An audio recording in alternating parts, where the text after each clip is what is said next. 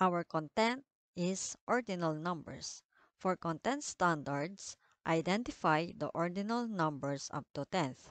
And for performance standards, use ordinal numbers up to 10 to describe position.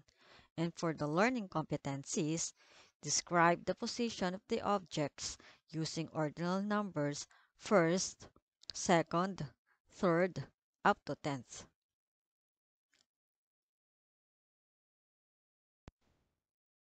Alam mo ba kung ano ang tawag sa bilang na ginagamit sa pagkakasunod-sunod ng isang bagay? Halina't alamin natin kung hindi mo pa alam.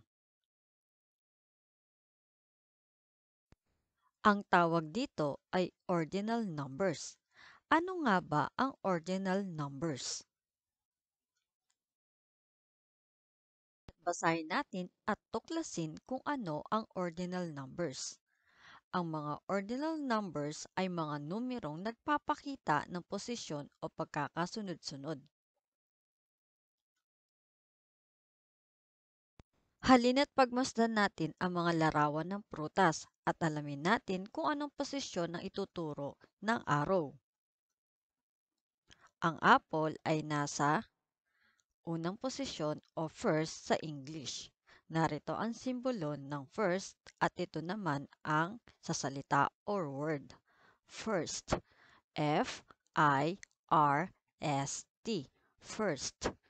At sinusulat naman ito sa simbolo ng number 1 at mayroong letra na ST.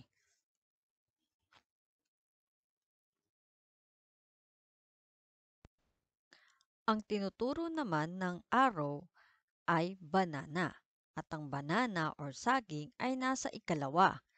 Sa English, ito ay second at sinusulat ito sa simbolo na 2 at may letrang ND at sa word naman ay SECOND, second.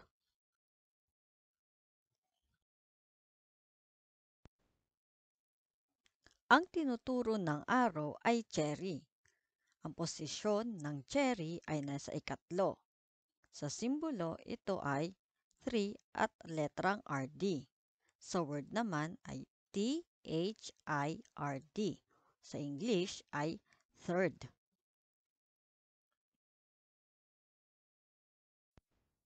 Ang tinuturo ng arrow ay grapes.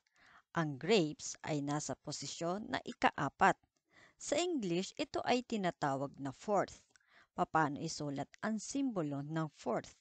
Ito ay bilang na 4 at may letrang TH. Sa word naman, FOURTH, fourth.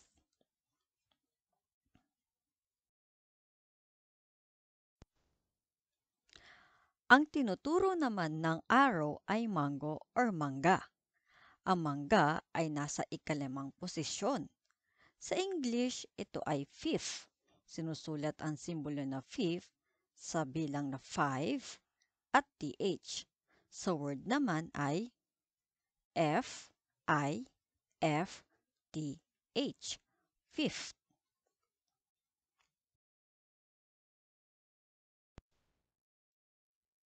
Ang tinuturo ng arrow ay orange. Ang orange ay nasa ika-6 na posisyon. Ang ika-6 na posisyon sa English ay sixth. Sinusulat ito sa simbolo na 6 at letrang TH. Sa word naman, SIXTH, sixth.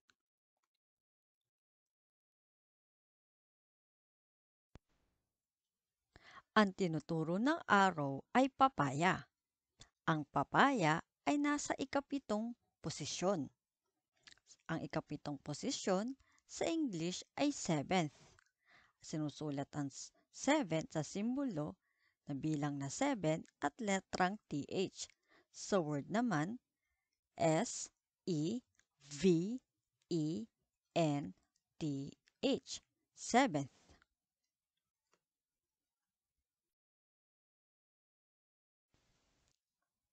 Ang tinuturo ng arrow ay pair. Ang pair ay nasa ikawalong posisyon. Ang English ng ikawalo ay eighth. Sinusulat ito sa simbolo ng number na 8 at letrang TH.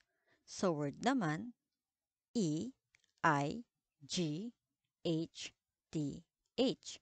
Eighth.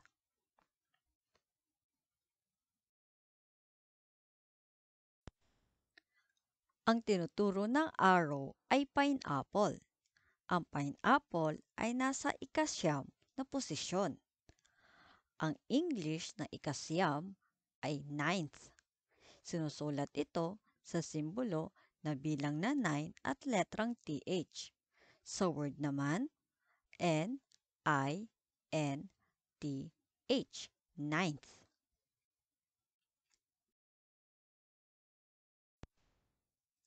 Ang tinuturo ng arrow ay pomegranate. Ang pomegranate ay nasa ikasampu posisyon. Sa English, ito ay 10th. Sinusulat ito sa simbolo na bilang na 10 at letrang TH. Sa word naman, T-E-N-T-H. 10th. Basahin natin at tuklasin kung ano ang ordinal numbers. Ang mga ordinal numbers ay mga numerong nagpapakita ng posisyon o pagkakasunod-sunod.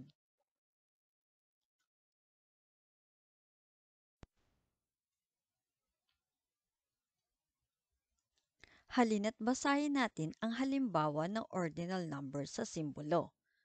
First, second, third, fourth, fifth. Basahin naman natin sa word. First, second, third, fourth, and fifth.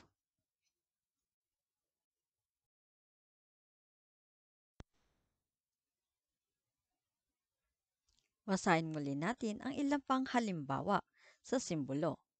Sixth, seventh, eighth, ninth, tenth. Sa word, sixth, seventh, eighth, ninth, and tenth. At sagutin natin ang gawain. Pagtapatin ang ordinal numbers sa kanyang simbolo sa pamamagitan ng pagguhit ng linya. Sa ikalawang gawain, isulat sa patlang kung anong ordinal number ang may kulay na hugis sa ibaba.